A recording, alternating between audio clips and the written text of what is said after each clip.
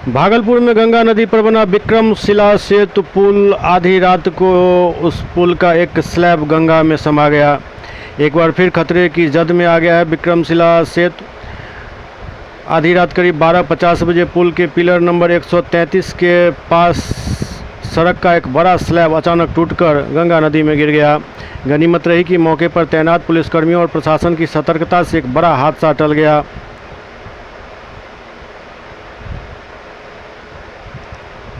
भागलपुर के जिलाधिकारी नवल किशोर चौधरी ने स्थिति का जायजा लिया। उन्होंने बताया कि सुरक्षा के मद्देनजर विक्रमशिला सेतु पर आवागमन पूरी तरह बंद कर दिया गया और पुल के दोनों छोर को बैरिकेडिंग कर दी गई है। साथ ही तकनीकी विशेषज्ञों की टीम को जांच के लिए बुलाया गया है और सभी वाहनों को वैकल्पिक मार्ग की ओर डाइवर्ट किया जा रहा है। भागलपुर से नवगछिया और सीमांचल जाने वाले लोगों को मुंगेर और सुल्तानगंज के रास्ते यात्रा करनी होगी। विक्रमशिला सेतु उत्तर और दक्षिण बिहार को जोड़ने वाली एक महत्वपूर्ण कड़ी है। इसके बंद होने से आम लोगों की आवाजाही और व्यापक गतिविधियों पर पूरा असर पड़ गया है। फिलहाल प्रशासन स्थिति पर नज़र बनाए हुए और लोगों से अपील की जा रही है जो वैकल्पिक मार्ग का ही उपयोग करें।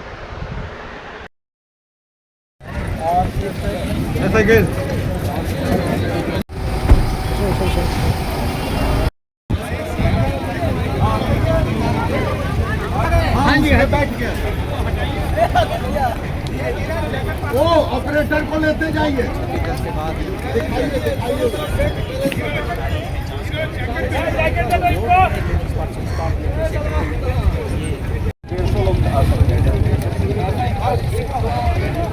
उधर में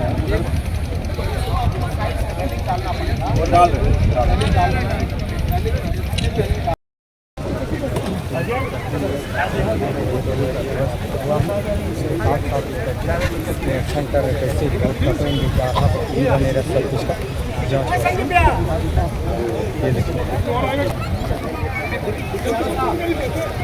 इतना बड़ा नहीं हो जाए कि पूरा बिहार में घोटाला ला सकता है, सरकार पलट सकता है। सबूत के पास वही तो हम लोग सोचते हैं।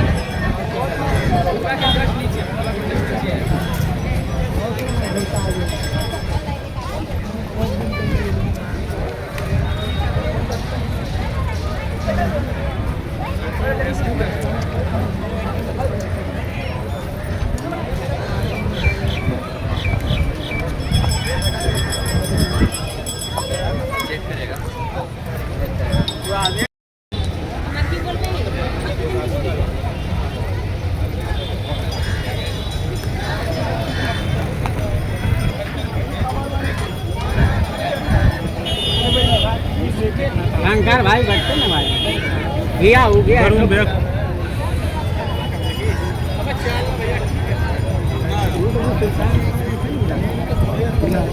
सर इधर आ जाए।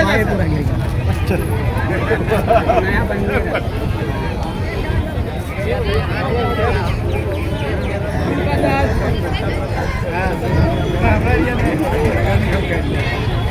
सर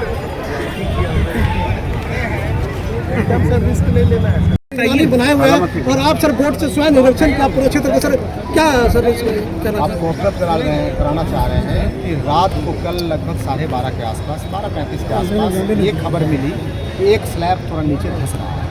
तो हमारे ट्रैफिक के मैं जवानों को और उनके अधिकारी को मैं धन्यवाद देता हूँ। ट्रैफिक के सचिव थे, उन्होंने स्वयं देखा, हम लोगों को जानकारी मिली। हम लोगों ने कहा कि अभी तुरंत आवागमन रोकिए पीछे से और जो स्लैब पे कोई आदमी नहीं रहे, कोई वाहन नहीं रहे, इसे सुनिश्चित कीजिए। और आपको कुछ कई लोग थे भी, कई लोग फोटोग्राफी में, कई लोग सेल्फी के लिए वहाँ पे थे।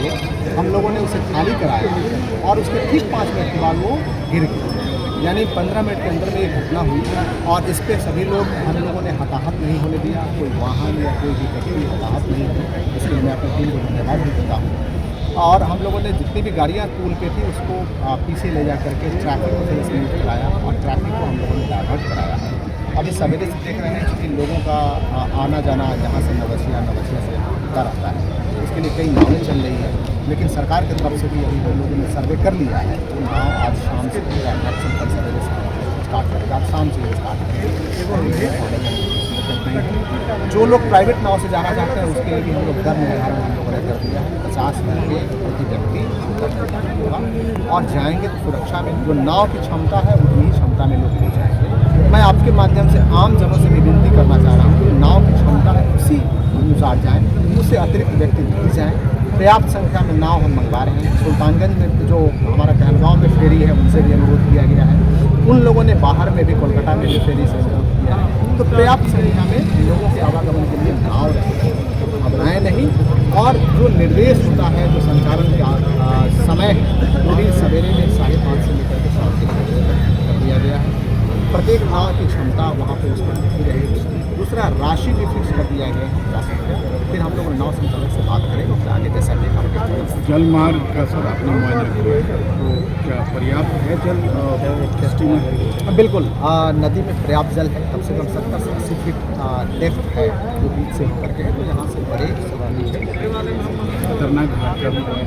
खतरनाक जितने भी घाट हैं वहाँ पे हमने बैरिकेडिंग के लिए प्लस लोगों के आने जाने के लिए करने की सुविधा है वो बना इसको भी ठीक कर रहे हैं। लाइटिंग है, साफ सफाई प्लस कई सुविधाएँ लगी हुई है, उनको भी चेक कर रहे हैं। ये कब तक आम नागरिक के लिए आज ही हम लोग सुरक्षा के दृष्टिकोण से क्या पुलिस व्यवस्था है? फोर्स और मजिस्ट्रेट यहाँ लगे रहेंगे लाइटिंग। ब्रिज